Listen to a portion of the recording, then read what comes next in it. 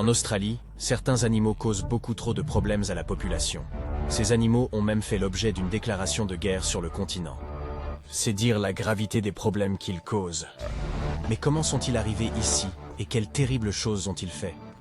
Préparez-vous à une enquête passionnante sur la façon dont un animal est devenu l'un des envahisseurs les plus destructeurs de l'histoire de l'Australie.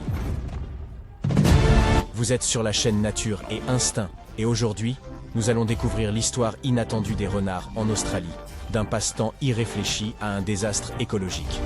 N'oubliez pas de liker cette vidéo et de vous abonner à la chaîne. Et c'est parti!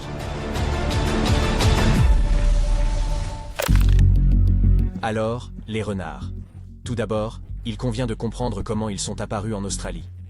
À l'époque du renard, les colonisateurs européens ont amené ces animaux en Nouvelle-Galles du Sud. Et ce n'est pas pour leur utilité pratique, mais simplement pour ne pas se priver de leur divertissement habituel, la chasse. C'est grâce à ce sport traditionnel anglais que de nombreux renards ont été relâchés dans la région de Melbourne. Et 20 ans plus tard, dans l'État de Victoria, ces animaux étaient déjà déclarés nuisibles. Aujourd'hui, en Australie, on les rencontre presque partout. Ce n'est pas étonnant, car les gens leur ont même fourni des proies en introduisant des lapins. Et les renards ont peu de prédateurs naturels. Aujourd'hui, l'Australie compte environ 1 700 000 renards. À Melbourne, par exemple, on compte jusqu'à 16 individus par kilomètre carré. Les dommages économiques causés par ces animaux en Australie sont estimés à 227 500 000 $ par an. Ils sont considérés comme l'une des espèces envahissantes les plus dangereuses. Les renards représentent une menace pour environ 14 espèces d'oiseaux, 48 espèces de mammifères, 12 espèces de reptiles et 2 espèces d'amphibiens. Ils considèrent presque tous les animaux pesant moins de 5,5 kg comme des proies potentielles. Selon les scientifiques, les renards australiens détruisent chaque année 300 millions d'animaux indigènes. Même ceux qui peuvent grimper aux arbres ne sont pas à l'abri. Au début, les chercheurs pensaient que les animaux arboricoles n'étaient pas en danger. Mais il s'est avéré que les renards grimpent également aux arbres, à la recherche, par exemple, de koalas. D'une manière générale, il s'avère qu'aucun animal du continent que le renard pourrait considérer comme un repas potentiel ne se sent en sécurité. Abordons également le sujet des attaques de renards sur les exploitations agricoles. Les dommages causés à l'agriculture sont estimés à 28 millions de $ par an. Ce sont les éleveurs de moutons qui sont les plus touchés. En une seule nuit, un seul renard peut tuer 12 agneaux. Tout est compliqué par le fait que les renards sont des animaux très intelligents. Même si tous les renards d'une ferme sont éliminés, d'autres renards comprendront que le territoire est libre et l'occuperont immédiatement, et il faudra tout recommencer. Ces animaux sont également connus pour tuer à outrance. C'est leur stratégie. C'est-à-dire qu'ils détruisent plus de victimes qu'ils n'en ont besoin pour leur dîner du moment. Les renards peuvent également transporter de petites carcasses dans leur tanière pour nourrir leurs petits. La plupart des attaques ont lieu dans les 24 premières heures de la vie de la victime, alors que le deuxième agneau est en train de naître, et que le premier se promène sans personne pour le protéger.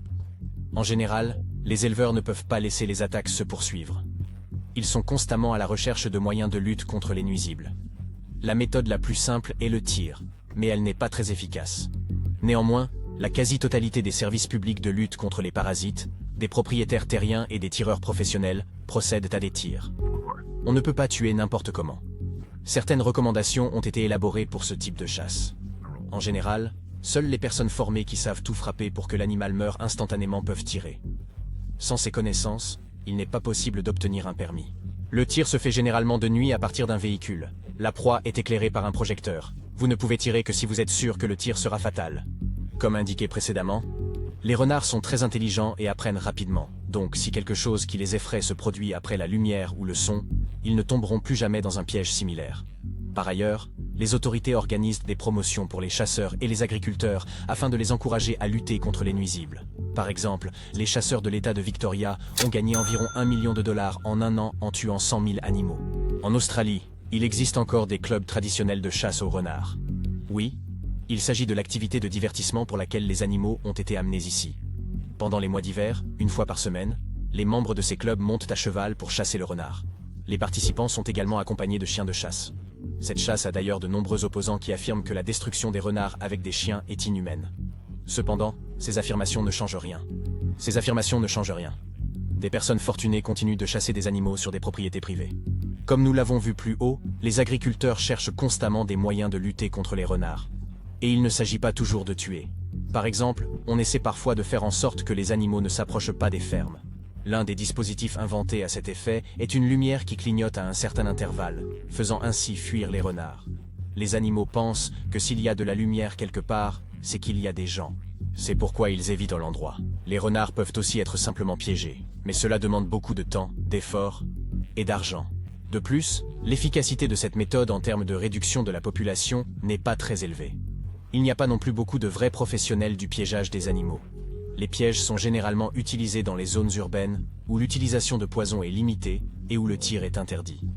En général, beaucoup considèrent les pièges, dont les renards se méfient beaucoup. Ce n'est d'ailleurs pas la meilleure idée. En outre, où est la garantie qu'un animal d'une espèce menacée ne se fera pas prendre dans un piège à renard? Le monoxyde de carbone est une autre méthode de destruction des renards. Pour l'utiliser, il faut trouver la tanière d'un renard. Cette méthode est plus adaptée à la résolution de problèmes locaux. Par exemple, si une tanière de renard se trouve dans une ferme, mais tout cela est trop inhumain. Que penser de cette idée? Les scientifiques ont découvert que les renards peuvent associer la sensation de nausée à certains aliments.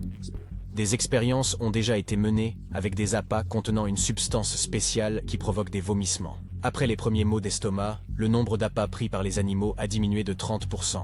D'une manière générale, les gens cherchent toutes sortes de moyens pour stopper l'invasion des renards. Et peut-être qu'un jour, ils parviendront à trouver quelque chose d'à la fois humain et efficace. À bientôt.